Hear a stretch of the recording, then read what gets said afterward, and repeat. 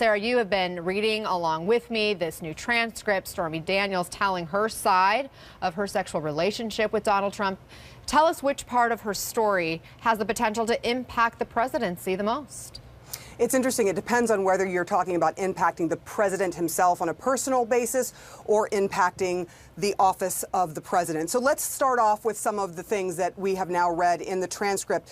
Many of these things, I must tell you, we have already known. Here is the first one. It talks about her relationship, her first and only, as we learned in this interview, sexual relationship with Donald Trump. Anderson Cooper asked her, and you had sex with him? She says yes. Then Anderson Cooper says, look, you were 27, he was 60. Were you physically attracted to him? Stephanie Clifford said no. Anderson Cooper says not at all. She says no again.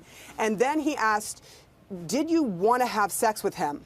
And she says no, but I didn't say no. I'm not a victim. She has been very, very clear on that point, that she does not want to be seen as a victim here, that this was consensual sex, and that she did this of her own accord. She went up to his hotel room. She kind of found herself in a position. She thought they were just going to go to dinner, and then he invited her into the hotel room where they were supposed to have dinner, and things turned into something much different, Anna.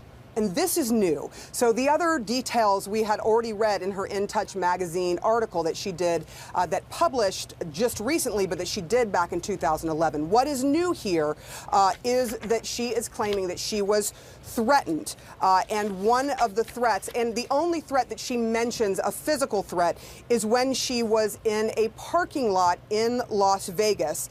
Stephanie Clifford saying that she was in a parking lot going to a fitness class with her infant daughter. She had just had her baby at the time. She said that she was kind of trying to get the seat fixed in the back for the baby seat. And then she said someone walked up to her, a guy, and said, leave Trump alone. Forget the story. And then she says he leaned in and looked at her daughter and said to her, that's a beautiful little girl.